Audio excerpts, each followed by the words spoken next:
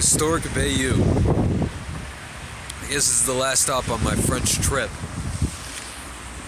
I originally came here because it's a good spot to head out to the Normandy beaches and learn about the invasion and Operation Overlord, but of course being in winter, I arrived during one of the 2 weeks out of the entire year in which everything Normandy was closed. I didn't go to Normandy, I didn't go to any of the museums, and I'm basically walking around this windy and rainy town. But the good news is that being an avid history lover, Bayeux has more than satisfied my need for interesting places. Take this square right here. It's been a lot of things over the years. It was once a palace for clergymen because it was the church. But after the revolution, the area was cleared and that tree was planted, making it one of the oldest trees I've ever seen. Oldest planted trees I've ever seen. I kept it in good condition, you know. It's really majestic, honestly, even without the leaves. And then this cathedral, apparently it's older than Notre Dame, which is pretty old, I gotta say. Haven't dated it exactly, but I guess it's supposedly a mix between two styles, Roman and Gothic style, which is really, really cool, considering that it's older than Notre Dame, because, you know, well, I really like Roman stuff, so more Roman the better.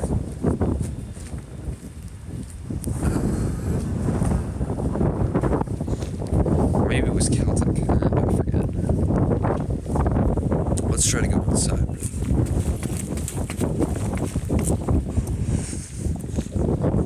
One of the most interesting things about Bayeux is these random buildings that just happen to be really, really, really old.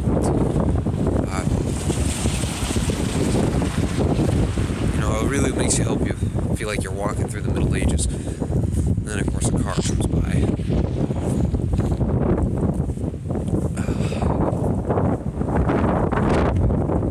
This tiny little square offers a great part to just get a view of the church from the front. Yeah, pretty damn big. And Bayeux isn't really even that big of a town. Bayeux is pretty small, as I've noticed. Here, we're gonna walk through it real quick. I've already walked through it once, but, you know, twice can't hurt.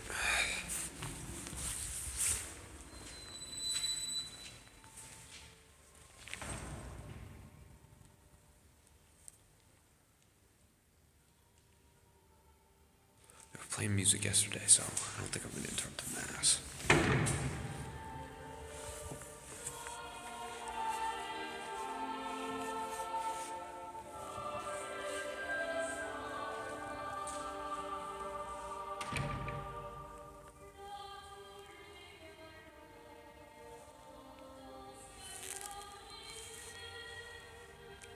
Nice.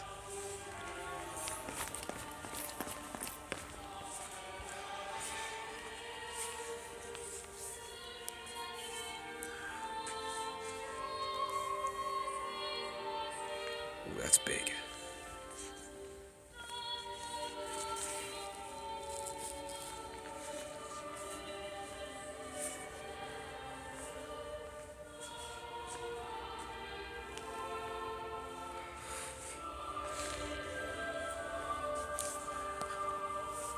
Looks like they haven't taken down their Christmas decorations just yet.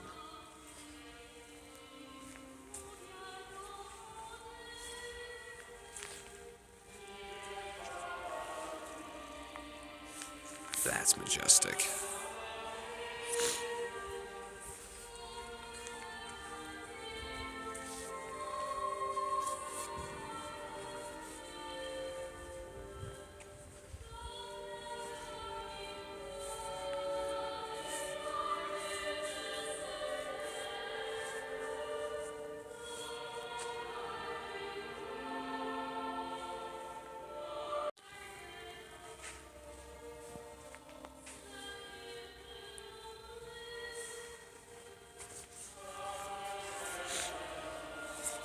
you can see these kinds of memorials all throughout this entire area of Normandy, dedicated to pretty much anybody who died here.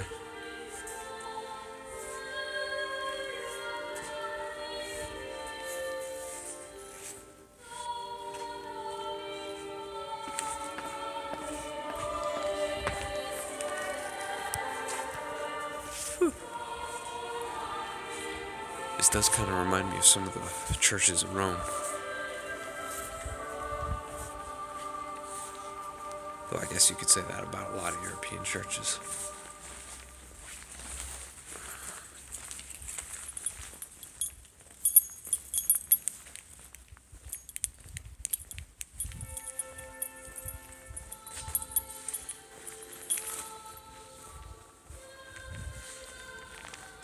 This is pretty interesting. They got a little timeline of the history of the town, from the Crusades to colonial America, the Catholic Reformation. Unfortunately, I can't read anything other than, like, the Revolution of France. I got that part, but the rest of it, not so much.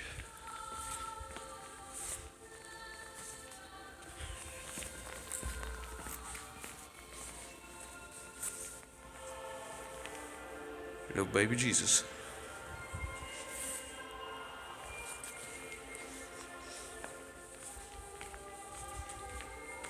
Pretty cool. I love churches. They're always the best looking things in town. I mean, honestly, think about how boring towns would be without churches.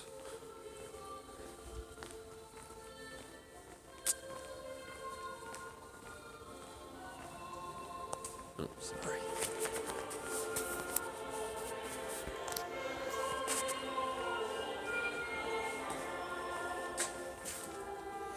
Well, hopefully you guys have enough light for this.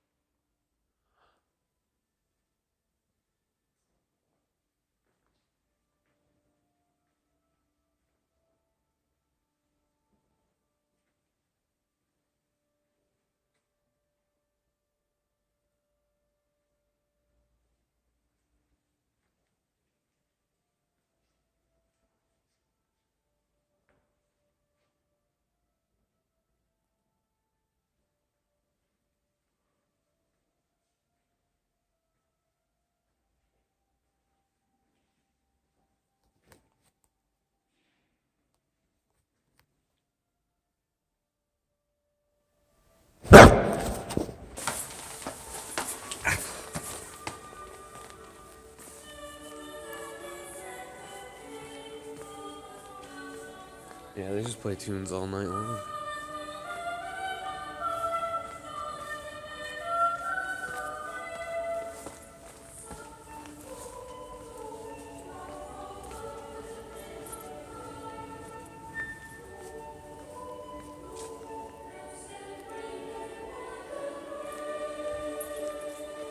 Not bad. Whew.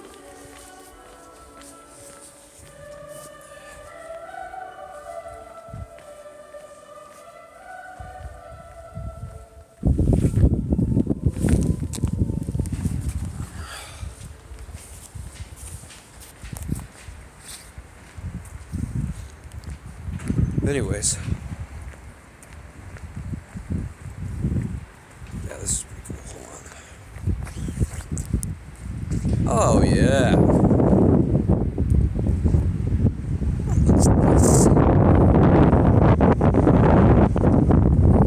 Anyways, this is a really nice town to just wander about through. I'm supposed to do a self-guided tour and read a bunch of plaques. To be honest, I enjoy myself more just kind of walking through. finding stuff on my own. Especially with how old this town is. So, interesting fact about Bayeux is it's the only town in the area that wasn't destroyed during the Normandy invasion. So in a way, a lot of this stuff dates all the way back to the Middle Ages, even further back. Like I said, the town was originally set up by the Romans, which means there's all sorts of little goodies around every corner, you know. Some houses look hundreds and hundreds of years old.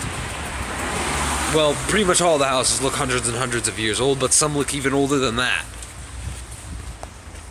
Which another interesting thing, my host, because I'm doing Airbnb, she said there was a dent on her roof from 1621. That's a long time ago. And I think that none of those people ever called somebody to fix it. It's honestly baffling.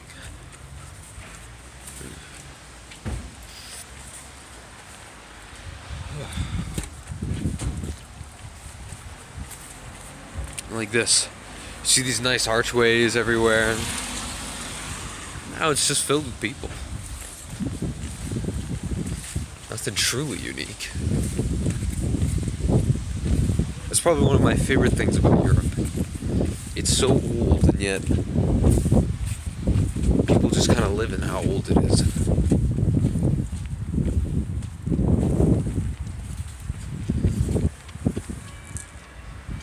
I wonder if you can hear the church bells. But they are playing.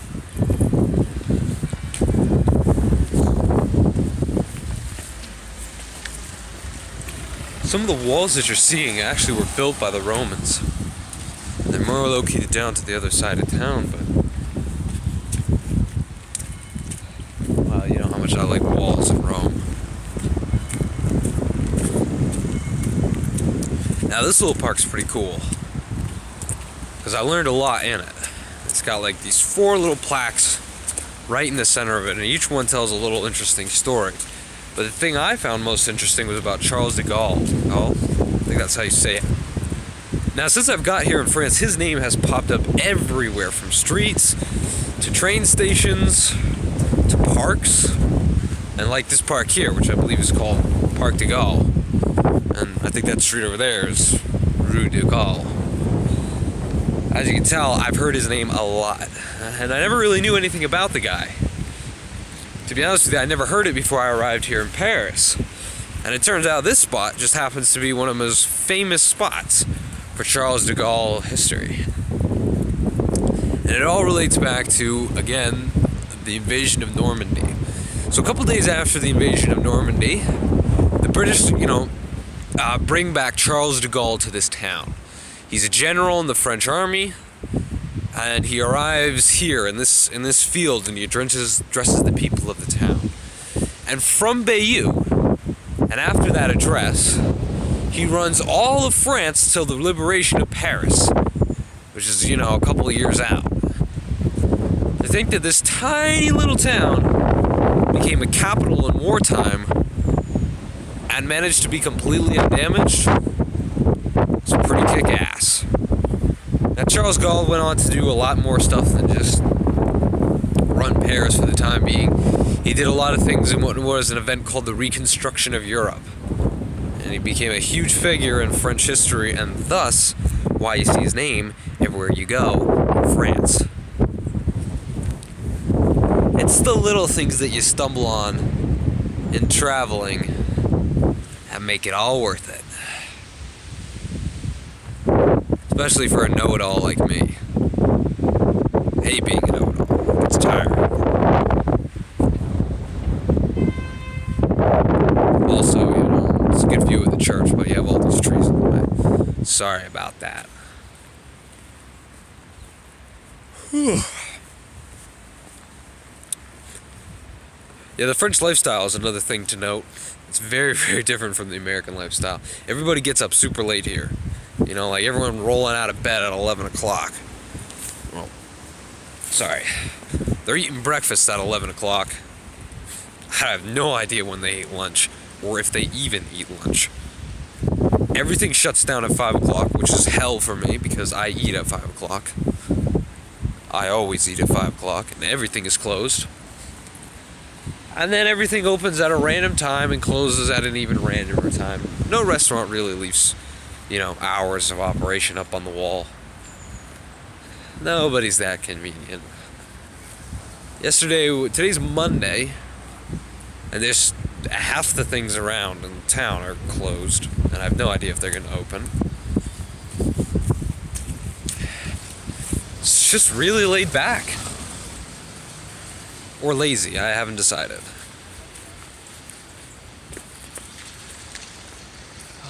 There's supposed to be one of these informational plaques around here talking about who this person is, but there's not. So I don't know who that person is.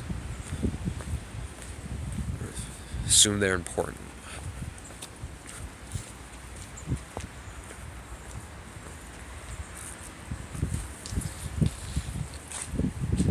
I think that does it for our little tour of Bayeux. It's probably it for France itself, honestly.